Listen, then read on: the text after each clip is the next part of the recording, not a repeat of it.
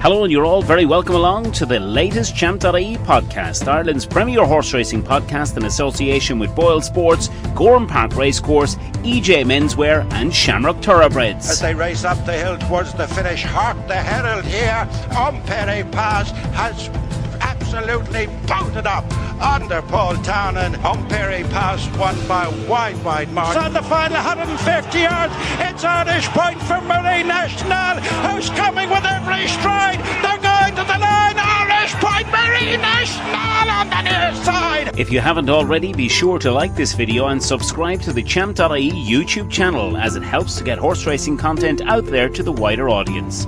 We look forward to reading all your hashtag 5cast selections in the comments section below. Enjoy the show. Boylesports. Don't just bet, choose wisely.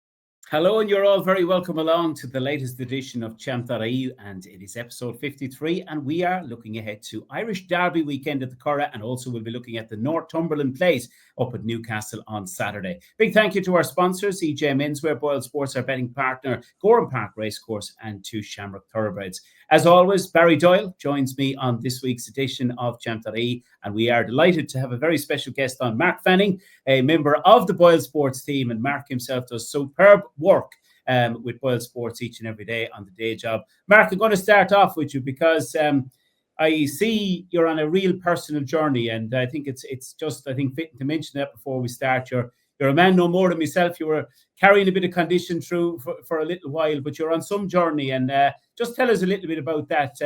You have some progress made in the last number of months. We're down over 10 stone now since the last 3 weeks. 3 weeks ago, we hit the 10 stone mark. So keep chipping away, and keep getting it down. Plenty of walking and hard work, and trying to do laps of tracks when I can, when I get out and that. So yeah, no, cheers for that.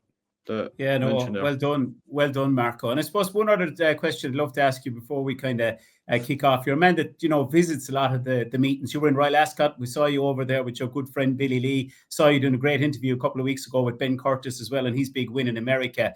Obviously Royal Ascot. You've been to Cheltenham. Could you describe maybe for people that may not have visited either, the difference? Because for me it looked like last week at Royal Ascot that it was almost, okay, it's different to Cheltenham, but it almost looked like there's every bit as much for a race goer to enjoy there as there is at Cheltenham come November or come March festivals.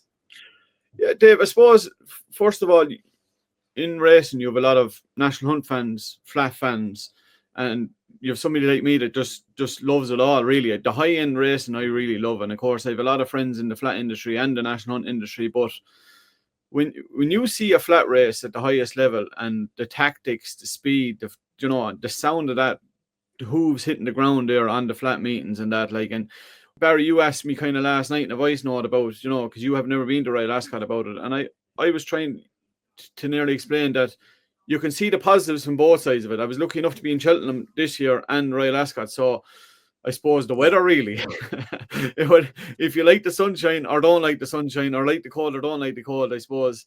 But Royal Ascot for me, and what you see on the TV is what is all that, but it's also a good bit more relaxed too, if it makes sense. So some people don't tend to go to Royal Ascot because you think you need the top hat and tails, and you always have to be prim and proper. And fair enough, there's a code of equity there.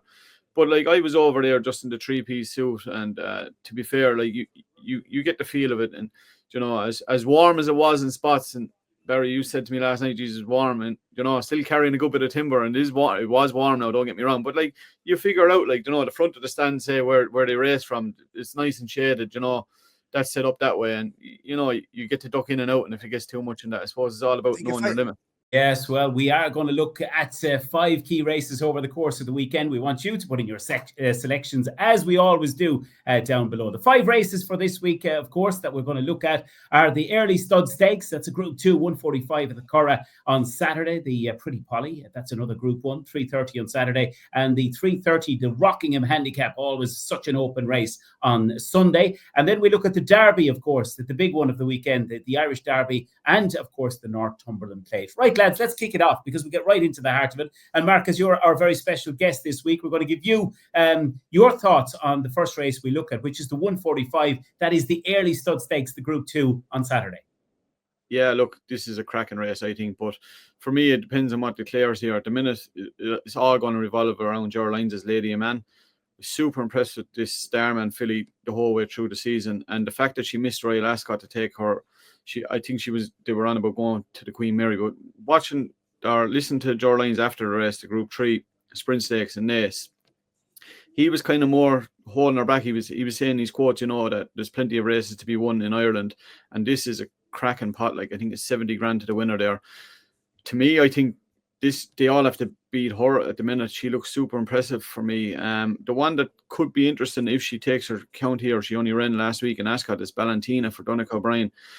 I was actually in the Curragh the day she won her maiden, and she won impressively, and it was a decent maiden. She went off at 6-1, but there was plenty of word down here local about her before I went up. Now, I didn't back her on the day, but she won very impressively, and she finished third in Ascot. Tom Mark 1 rode her in Ascot, so it'll be interesting to see, I think, who will come over to ride her, because I'd say owner dependent, I'd say it'll either be Oisin or Tom Mark 1 who will ride it. But for me, Lady Aman sets the standard here, I think.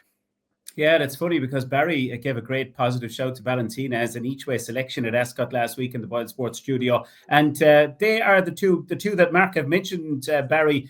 They'd be the two I'd be very keen on as well. Is there anything else in the race for you that is of interest?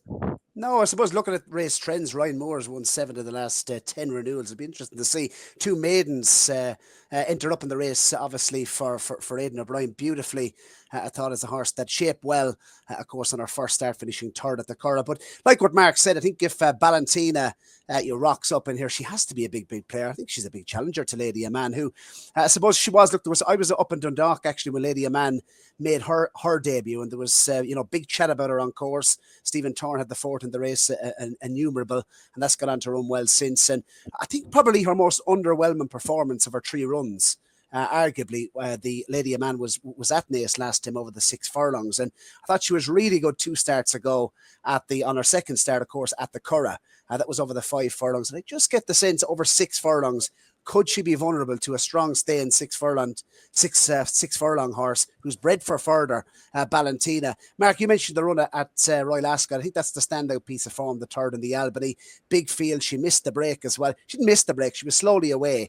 And I think looking at her victory in the Curragh as well, she was up there on the pace. She's obviously bred for a little bit further. But on Racing Post ratings, I suppose if you look at, she comes out joint top here with Lady Aman, who's unbeaten. But I just think Lady Aman, look at the form as well, Dave, from Naas last time. Obviously, Green Sense was in there, and Signora finished behind Lady Aman. Now, she had to get down and dirty over the 6 furlongs, and that form hasn't exactly been franked at Ascot. Signora and Green Sense maybe not going on to deliver what connections maybe expected at Ascot. So the other thing to mention as well, Lady Aman, she was a February foal, so she might have been just that little bit more precocious than the likes of the daughter of 10 Sovereigns, Ballantina. I think if Donnacha O'Brien's horse rocks up here, it's almost a tip in itself. I think she's a massive player, and if she does, I'll be with her. Yeah, I think it's a cracking race, and I think both of you lads have made cases for the interesting ones. Barry, I'm going to give you first pop at telling us what you like in the Group 1 Pretty Polly. That's the 3:30 on Saturday. Yeah, an absolute cracking race as well, once again, Dave. And we mentioned Aidan O'Brien. I suppose, what about Judgment? The Arc de Triumph winner, of course, took this en route last season, Blue Stocking. And we've only had one 3-year-old winner of the race in the last 8 seasons. So I thought that was maybe a significant enough stat. The elders tend to have a decent enough record in this. And I like Kalpana, Dave, the Judmont filly, looking to make a back-to-back wins, Judmont in the race. And I suppose looking at the Epsom Oaks form, Whirl obviously 13-8, top of the market, 5-2, Kalpana. I suppose Andrew Balding, Dave, would probably have a line, would have a decent enough line, I suppose, on Whirl, the Oaks winner, through the lines of Serenity Prayer, who obviously finished second to Whirl in the Musadora. I suppose she'll have to give, Kalpana will have to give £12, Dave, to the 3-year-olds in this. But I just think the standout piece of form is that third place effort behind the likes of Los Angeles and Amnat, of course, at the Curragh, where she finished in against the Geldings, Dave. Kalpana, she finished third. She was only beaten the length in 3 parts. I thought it was hands and heels all the way to the line. Didn't think Oisin Murphy was all that hard on Kalpana on that occasion. And she was really progressive at the back end of last season, taking, of course, a Group 1 at the back end of the season. Any further rain as well, Dave? I don't think there's that much rain scheduled. I think connections are leaning towards running. She's doubly entered. They're leaning towards Haydock with her. But any little bit of rain at all, if we saw yielding at the ground description, it's probably unlikely there, but it wouldn't inconvenience Kalpana. So I think backing her now, she's likely to go. She's entered up at Sandown, but I think 5-2. I don't see that lasting. The top rate in here, 118. She'll have to give weight, but I think she could take a bit of whack in here. Yeah, I don't think you're going to see yielding in the ground, because forecast looks to be whatever rain you're getting with the humidity that's in the air at the minute, ground is just drying out at this time of year. But I think the Curragh, as we've seen, are putting on selective watering, so I think it'll be just absolutely beautiful ground. There'll be no excuses for the weekend. Mark, your take on the Pretty Polly? Yeah, it looks to be a cracking renewal. This race looks to be a cracker. World sets the standard, I think. Bedtime Story's not without a chance either. Devastating in last year's Chesham. And then her run the last day in Chantilly, where she looked like she had enough to do, but she had to be ridden that way, I think. But for me, if Purple Lily turns up here, and I think you've Billy on this week, so you might ask him about her if you haven't already done so. If she takes her chance here, Paddy's like stacked in this race. He's got 4 or 5 left in it at the minute. But she was a really nice filly last year, She was 5th in the Guineas, but she was 3rd in the Oaks, in the Irish Oaks, only beaten 2 1/4 lengths, and then finished off in the Blandford Stakes at the Curragh Group 2, only beaten a length by Johnny Murtagh's filly. I can't think of her name at the minute. So, like, Paddy's, I know hasn't ran this year, but Paddy's can be very forward, and if he brings it one back, he's so good with these fillies. They won the race there a couple of years ago with Le Petit Coco. I just think at an each way price, I'd rather take a chance here at 9 or 10-1 with Purple Lily for me, Paddy Toomey and Billy Lee. Yeah, lovely stuff. It is a cracking race to look forward to, and as you said, World does set the standard at the top of the race. But of course, it is, as always, will take plenty of winning. Mark, the Rockingham, as always, there's a couple of things about this. Firstly, it's ultra competitive, and secondly, you need a fair share of luck. What is in here that you like so far at entry stage? I suppose at entry stage, I kind of these are the times I like to actually go down through these handicaps at entry stages, when there's there'd be no prizes. You kind of don't know what's running. You try and put the puzzles together. These big handicaps, you're still trying to put them together. And for me, these are the ones I relish. Now you can get it completely wrong or completely right, but I've 2 in here to just take my fancy here if they run. So if either one of them turns up, Fair Taxes for Ross O'Sullivan, always threatened to be a nice horse. Won the last day around Navan. Jamie Powell, of course, he won Champion Apprentice there a couple of years ago. Rode him that day. Still a 4-year-old. He'll get in off a night weight. I think he only got £3 for that win, so he could be one thereabouts. And the other one that's been dropping down in the handicap has won around the course and distance before. Forced the Tile has plenty of runs. Hardened, Aidan McGuinness runner, Apache Outlaw. It'd be interesting to see. It's been dropped, eye-catchingly now back to winning ways nearly. And it depends now who'll ride it. If they claim off it, it could be a big bonus then to really bring it back down in the weights and out of the handicap. But yeah, those are the 2 for me each way if they run. And for you, Barry? Yeah, I like Keke. I think Billy Lee will definitely have a couple of options in here, but Keke for me, the guts of £26 last season for Eddie Lynham, who does so well in these type of, in these type of races. But, obviously this horse has been likely enough raced. 14 starts, I think, in its entire career. For a sprinter of its age, I think, could definitely be more to come. I mentioned the Curragh form, Dave. It's only been out of the money on 1 occasion in 5 handicap starts at the Curragh, and as mentioned, those 4 handicap victories last season, I thought was a real good training performance. But Mark did mention Apache Outlaw, a pound lower than his last winning mark. And just interesting as well, he's only had 3 runs in his last 11 starts, Apache Outlaw, over the minimum distance. So back down to 5 furlongs once again, I think is a positive. And I thought it was interesting as well, Mark mentioned about the claimer. I think we've had 3 winning claiming riders in this race in the last 10 renewals. So be interesting to see what Ado does. They'd be my 2 against the field. Keke loves it around the Curragh, rapidly improving type, could be more to come, and could strip that little bit fitter as well for season reappearance. And Apache Outlaw at a bigger price, Dave. I think looking at the stats, 6 of the last 10 winners, Dave, have been 14-1 or bigger. So don't be afraid to have a swing. Don't be afraid to have a swing is right. Well, we'll take a swing right after the break on trying to find you the winner of the Northumberland Plate and this weekend's Irish Derby. From Dundalk to Longchamp, from the Galway races to the Breeders' Cup, Shamrock Thoroughbreds have taken owners all over the world. Tiger Bell in front, holds them. Late on the scene is Dawn Charger storming home, but Tiger Bell in front and won. Coming through the centre, Laugh a Minute with a strong challenge, and it's Laugh a Minute who goes on in the closing stages to win by a length and a half. Laugh a Minute from Fiscal Roots. But it's Harry's Bar repelling the late challenge of the stable companion Dream Today, and Harry's Bar makes it 6-course wins. Check out ShamrockThoroughbreds.com or click the link in the Champ.ie podcast video description to learn more about new racehorse ownership opportunities. Yes, and delighted to welcome to the Champ.ie podcast on episode 53 of the season. Of course, man needs no introduction. Billy Lee, of course, 2 winners at Royal Ascot. Of course, as we're recording, Billy and treble it down Royal last week. Things couldn't be going any better. Yeah, been a great week last week. Obviously going over to Royal Ascot, I thought going over I had a nice bunch of rides, and I was looking forward to being there, and thank God, got 2 winners out of it and a few player starters as well. So it was a good week, and we carried that over into Down Royal Friday and Saturday. So all in all, a very good, successful week. The week itself, must have been a tremendous buzz there. Crammers, first of all, he obviously won the Mile 6 contest. A good performance. Yeah, good performance. He's sort of a hard horse to assess at home because he doesn't do a lot in his work. He's not a horse that shows off or anything like that, and he's always behind the bridle a bit. So he was just a hard one to assess properly going into the race. But we felt, Navan was a good performance, and we were hoping if he'd come forward again that he would have had a good chance in the race. And we knew he'd stay very well, and he so that I was keen to make use of that, and Everton in the race went well. In fairness to him, when he got to the front, he kept galloping away, and just the last 100 yards he decided to start pricking his ears. So you'd like to think there was a bit left, and that he's a horse now that'll keep coming forward for the future. Looks a hardy sort, doesn't he? He's certainly doesn't lack for he's a good attitude, isn't he? He has a good attitude. As I say, he's lazy, and you have to work to get it out of him, but he will give it you. And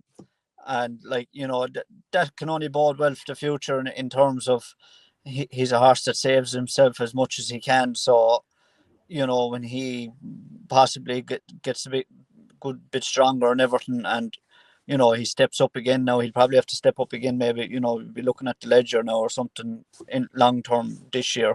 So he'll have to step up again, but hopefully he can make that step up. Domestically, obviously, back home in Ireland, 35 winners again for the season. Colin Keane leads it. Look, he's 4 ahead at the moment. But I suppose I wanted to ask you, Billy, obviously we've become used to, I suppose, ding-dong battles between yourself and Colin Keane. But Colin getting the job, obviously, with Judmont, possibly maybe overseas a little bit more towards the back end of the season. Opens it up, does it? Actually, look, you'll be thinking so, but Colin Keane, he's going to be hard to pass no matter what happens. He'll still probably maybe be in Ireland during the week, and he'll still ride plenty of winners. So, look, we'll take it a day at a time. We can just do the job as we know it in front of us, so we'll just keep tipping away, somewhere around maybe Galway or even Listowel there, and we're still in with a shout or we're ahead of, it'd be a bit more realistic time to comment on it. But look, we'll just keep doing the job as we're doing it at the moment.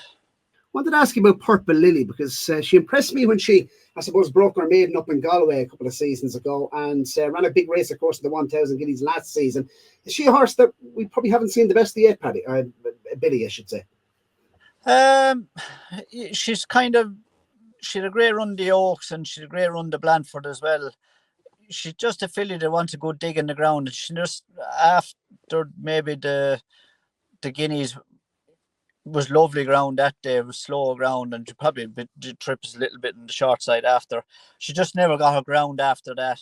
And I suppose Paddy now will be very, he'll be very conscious of that, and I suppose he'll wait and see what the weather's going to do. It doesn't look like it's going to rain too much coming up to the weekend, so she's probably going to be a doubtful runner in the Pretty Polly at the weekend, but she is well at home and we keep saying when conditions fall right, we think there's a very big race in her. So I'm hoping she'll get her turn this year.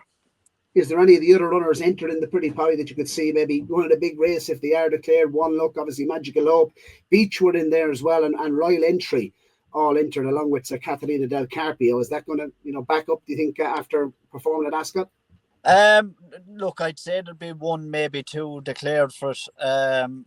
Probably more likely Magical Hope is going to be declared. I thought it was a good performance at Cork, even though I didn't ride her, just Colin rode her, and she put up a good performance.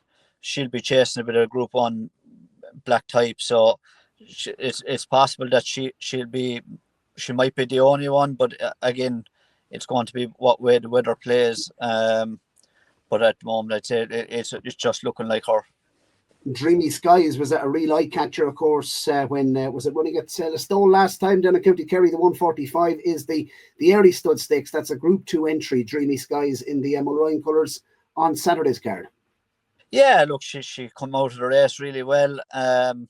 She was a little slow away in Listowel, and it's just one of those places you can't miss the kick, and she missed it, and we ended up having to hold her up instead of we wanted to be handy. So look, she came forward out of the run, and hopefully she'll run a good race.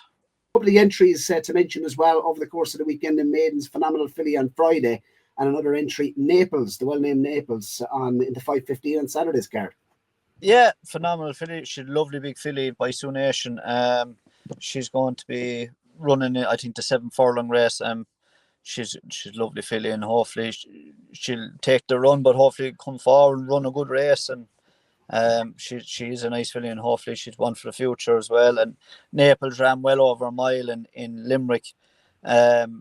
He just missed a bit of time as a 2-year-old, so coming back there as a 3-year-old, he needed to run the first day, the experience and everything like that. So coming back to 6 shouldn't be a problem, and it looks an open enough maiden, so hopefully he'll be thereabouts as well. I wanted to ask you, Billy, obviously one of the most competitive handicaps this upcoming weekend. A couple that you've sat on in the past in this contest, the Rockingham Handicap. You won the race last year, I do believe. Talk us through maybe a couple of the possibles. Keke, good record for Eli, especially at the Curragh, and the highway winner last time for the, of course, Oliver stable. Yeah, exactly. It's always a fastly run affair at the Rockingham over the minimum trip, and I think it'll suit Kiki.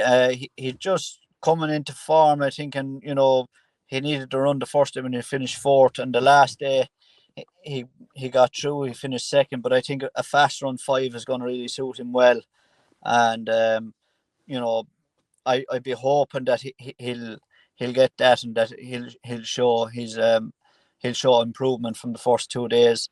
The highway rat, he's a bit quirky out of start. He can give a few lengths away, but the last day was a good performance. They went very quick, and he came home really well.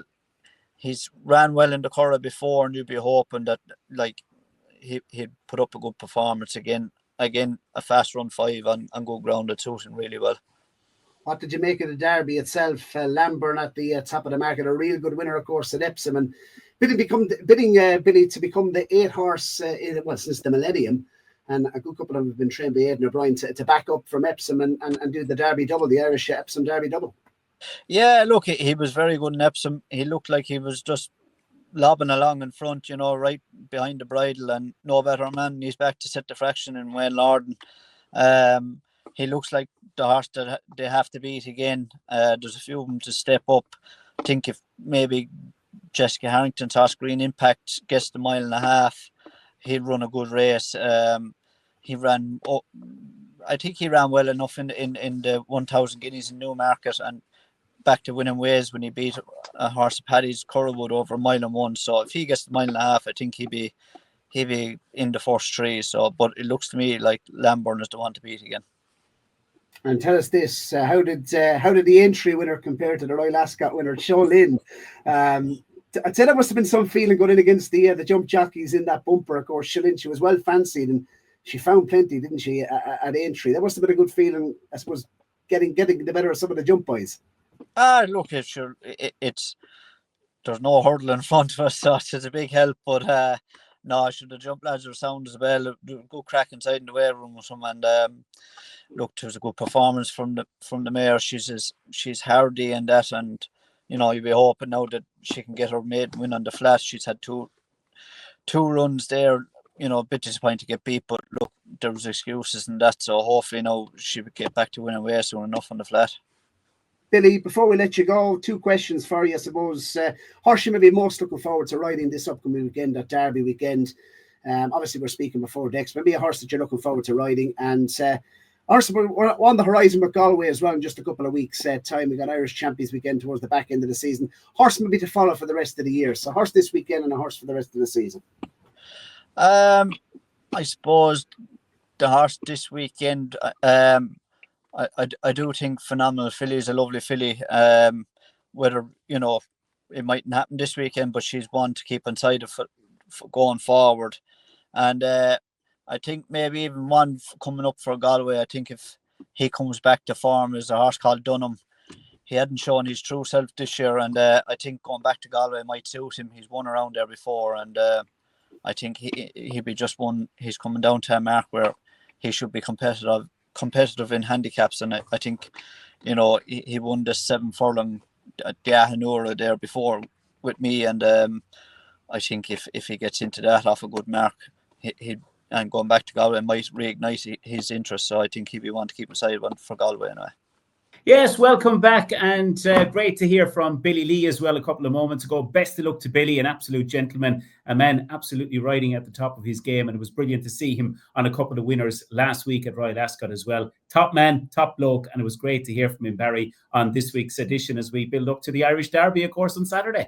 The Derby on Saturday, obviously, I think Aidan O'Brien is the man we need to concentrate on the Derby. But Lambourn, how impressed, Mark, firstly, were you by Lambourn in winning under Wayne Lorden? Massive day it was for Wayne at Ascot. And I suppose the big question is, will Lambourn be the one to follow on and win this Irish Derby at the weekend?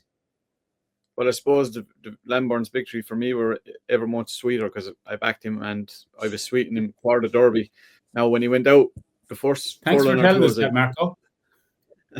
Hey, you should watch my podcast from time to time. You might get a couple of winners, Mark. I don't tip as good as you now, but sure, look, we'll bluff away at the times. But no, to be fair, I thought he was scintillating. But the first furlong or two, I was just worried in case he was just doing a bit too much. But like, you just knew turning in like that this lad was going to do a job on him. Can he back it up? Of course he can.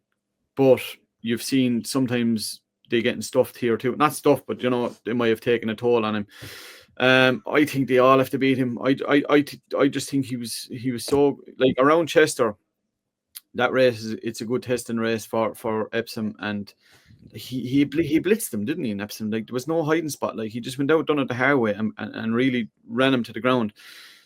I met Wayne over in Ascot there. It's great to see Wayne ride that Derby winner. He's ridden Group 1's classic winners, but to ride a Derby winner, as you know, for a flat jockey is the pinnacle.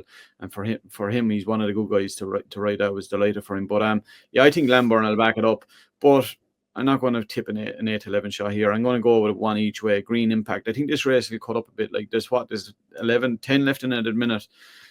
Will Aidan run them all? Charlie Johnson's horse needs to rain before he even runs, he was saying. And you're kind of saying we nearly have the ground is what it is now nearly at this stage. So he mightn't run. He'll be a big one to take out. You might only have seven runners in the race on the day, maybe. It depends on what Aidan leaves in, to be honest. Joseph horse, look, he was the eye catcher in Epsom. I think he was an eye catcher. We can see him getting a lot closer, obviously. You wouldn't need to be Stevie Wonder to figure that one out. He could get a lot closer. Tennessee Stud. But for me, Green Impact each way. Jessica Harrington's runner. He signed off last year by winning in Leopardstown the juvenile Group 2 and beat Delacruz, who was obviously one of the favourites for Epsom this year. And then went first run this year, took his chance in the 2,000 guineas, was beaten just under 7 lengths that day by Ruling Court, but Jesse's horses, they'll come on a lot from the run. And then had a sweetener, I thought, around Leopardstown, beating Curragh, who is a very good yardstick for Paddy Toomey, and should run. If he if she declares around some of them races, could run a cracker like always does. So for me, Green Impact at 8-1 at the minute. Look, you're still going to get your 3 places at the minute. I'd nearly be backing him now at 8-1. On the day, if you're only getting 2 places, I wouldn't be backing it each way. But at the minute, with 3 places at 8-1, I'd be backing Green Impact each way. Now, Lambourn for me still will be the one they all have to be, and is probably the most likely winner. Barry? I think Mark has left me absolutely zero to say because he almost copied my notes word for word. They've actually sent me a list of the notes. I actually you got the WhatsApp, Mark. I think you're spot on, Mark. Whatever about a racehorse, I'd say he's going to make some national hunt stallion, this Lambourn. He is an absolute beast, and he just galloped them into submission, didn't he? In the at Epsom, of course, in the Derby. Look, I suppose he did have an easy enough lead and an easy enough time of it up top, but you just knew turning in, the writing was on the wall. There was only one winner, and he galloped, right out to the line as well. So I think the Ledger was mentioned, the Irish Derby was mentioned, even before the Epsom Derby was mentioned for this horse. So I think there's going to be a lot more to come. I wouldn't be taking him on for win purposes. The only way he gets beaten in my eyes is if he doesn't show up and put in that level of performance once again. Just looking, I suppose, at horses that have backed it up. I think, Sindar, Galileo, Camelot, High Chaparral, Australia, of course, Harzand, Auguste Rodin, they all did the Irish Epsom Derby double. And this could be the 8th to do so since the millennium. So Aidan O'Brien, bidding for number 17 in the race as well in the Epsom Derby. We've had 5 winning favourites in the last 10 years. It's all pointing in the direction of Lambourn. But I think Mark is right. If he doesn't show up and give us running, Green Impact, I think, is definitely the each-way play here. Because, don't forget as well, Mark, you mentioned that Group 2 victory where he bet the Epsom Derby favourite, Delacroix. And he went into the race, obviously, as favourite for the O'Brien team into Epsom. So, he's clearly regarded, quite a solid yardstick. And he was well fancied for that. I think Green Impact, he's gone from strength to strength. He's a massive individual. Wooten Bastard has been doing, very, very well as a stallion. He's obviously, by a Galileo mare as well. So there's plenty of stamina. You don't have those concerns. Look, he has to prove it, but I don't have any issues with stamina. I think that's 6th in the, as you mentioned, Mark, in the 2,000 guineas at Newmarket. To me, he looks crying out for 1.5 miles. And I really love the way he lent it inside the last furlong, the last 50 yards to the line at Leopardstown last time, over 1 mile and 1. I thought he was really good. And he's only having a 6 start, so there could definitely be a lot more to come from him. And Jesse Harrington, that'd be some story, wouldn't it? But 8-1, and I reckon 3-1 in the without, Mark. You're probably going to get his 4th in the betting at the moment. If you're getting anything bigger, 3-1 or bigger in that without, Mark, he's probably the bet, Dave, straight up. Yeah, probably is. No doubt about it. He's certainly the one you'd be taking from. A cracking derby to look forward to at the weekend. Right, Mark has your notes, Barry. So with that in mind, I'm going to let you come in firstly with your thoughts on the ultra-competitive Northumberland Plate, of course, the big Premier Handicap at Newcastle. Yes, look, it's not a massive fancy this weekend, but we said we put it in the 5 cast because it is the feature race at Newcastle. And I'm intrigued that Willie Mullins, obviously, is a couple here doubly entered, obviously for the same connections. And Papano was the one I was drawn to simply because of the all-weather form. It's only 2 it's only 2 victories from 9 starts, Dave, in its career have come on the all-weather. It's proven over 1 mile and 6 at Suddle. That was back, when it was racing for the Gosdens back in September 2024. No issue with stamina, Dave, either. I think this horse, 2 miles, it's trained by Willie Mullins at the end of the day, and it's entered up to go for the big one on Saturday afternoon. It's been plunged on as well, 8-1 from 20s in terms of that AntePost market earlier on in the week. So there's been a bit of cash, knocking about. And I'd say of the 2 Mullins runners, I think this one could be most likely. Obviously, we'll have to wait till Dex, but I think Papano at 8-1 might look value on the day, Dave. Didn't show up in the Triumph Hurdle whatsoever, but I think could be on a nice mark of 96 here, and that's the way I'm going to side. Each way, 8-1, Willie Mullins, Papano. You mightn't see that on the day. Marco, what do you think? I love the way, but I was going to mention at the top of the show that he decided to call me in this weekend for probably one of the most ultra-competitive, toughest handicaps of the year. But you're doing so well now. You're doing so well on this week's show. We're definitely going to have you back for a National Hunt show. We'll have you on for a couple of shows. You don't realize how close you are to getting on the starting team after this performance. The hot seat. Yeah. Look, I suppose this is, as I said, look, around here, it's a hard race to win. You can see an upset in it, but you see in the last few years there is a good bit of classy horses that have turned up and showed in it. And I suppose, Barry, you've touched on 1 or 2 of them. You're going to get all those extra places on the day. And for me, I'm going to go one each way here. 25s, Phelan, Jim Goley's runner, Paul Munrin. We've seen Paul, of course, knocking out one of the big ones at Ascot. Great to see. Paul is a stand-up guy, so great to see him. I just think he was fourth in the race last year. You'll get a run. He's running probably off a career high. That's the only thing I weights in that. But for me, I think at 25-1, you should get a nice run, and you could sneak into the places. And if you can see sometimes the classy type of horses, and talked about horses there that are under the radar, they're not exposed. They can turn up and win, but you can also see them not even showing up in a season hardened race like this. There will be no hiding spot in it, So for me, I'm going to go one here each way. Falquack or whatever his name is. Jim Goley's runner, Paul Munrin. Perfect stuff, Mark. Perfect stuff, Barry. Right, we're heading into our final break, and we'll be back with the best part of the show, the lads' naps and next best for this weekend.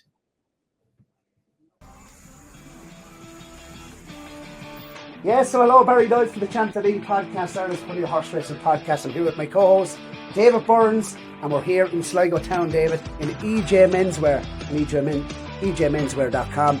Fantastic season ahead. EJ has kindly partnered up with us to be a men's fashion partner with Champ.ie for the season. And David, we're suited and booted. You're looking sharp. Yeah, well, thanks very much. And this fantastic bundle and this outfit we're wearing is costing $2.99. It sets you up beautifully for the racing season ahead, which includes Leopardstown at Christmas, Thyestes Day at Gowran Park, and of course, if you want to go even bigger, you can get togged out for the Cheltenham and Entry festivals later on in the season. Absolutely, and of course, check out the Champ.ie podcast right throughout the season, Mondays and Thursdays, and look at the offer, the tailored bundle for the racing season, $2.99, blazer, shirt, chino, socks and shoes. What's not to like, lads? Check out EJMenswear.com to find out all the racing offers. Yeah, a big thank you to EJ Menswear for all their support throughout the course of the year, and to Boylesports at the Gowran Park at the Shamrock Thoroughbreds as well. Great to have such loyal sponsors with us on the show. Right, Mark, as you are our special guest this week, so first dibs to you on your nap selection and next best for the weekend. Okay, my nap selection is, and to be fair, they've got declared this morning, runs Friday, the first race in the Curragh, so this might set the standard for Derby weekend. Puerto Rico, I actually backed him each way first time out in a maiden. Ran on to be an eye-catching fourth behind Flushing Meadows. A very eye-catching fourth behind Flushing Meadows. Now, I just looked just as we came back on, because obviously I see he was declared this morning, but they weren't jockey bookings on, but the jockeys are declared. Ryan Moore takes the ride. He's probably not going to be a price now. That's the only thing, but I had the notes written out. I was hoping that they might stay a deeper race or even run on the Sunday or the Saturday, that they might have something with a bit more form run into it. So, look, I don't know what price he's going to be. But at no over even money, I think this lad is, like, if you watch back his run, he looks like he's primed to win. And the fact that Ryan rides it now instead of the newcomer, it's always going to be the case. And the next best then, Mark? Next best this runs on Saturday. It's the third race in the Anglesey Stakes Group 3. I think this is a cracking contest here. 11 runners entered still. 6 furlongs, Flushing Meadows for me. I was super impressed by this Woolen Bassett. You touched on him earlier. Aidan seems like has so many of these Woolen Bassets at the minute, and I think Flushing Meadows for me was super impressive on debut. Over 6 in the Curragh. As I said, Puerto Rico actually finished 14 behind. The only one I think to run from that race since was the third horse, North Coast for Joseph, and absolutely bolted up in a down Royal maiden there over the weekend. So for me, Flushing Meadows is my next best. Lovely. Barry, nap and next best? Yeah, nap for me, Dave, comes on the Saturday. The JP McManus, of course, runner in the Group 3, named after Kevin Pendergast, of course, the late Kevin Pendergast. It's Trust Your Instinct for Joseph O'Brien. I thought this horse won really, really nice over a mile and 4 furlongs, proven over further, stepping back to a mile and 2. That was at the Curragh. Is a course and distance winner, of course, and I think look, has the rating to certainly be in the mix in the mix here. And I just think it's a progressive son of Churchill, 5 years of age, lightly raced 5-year-old Dave.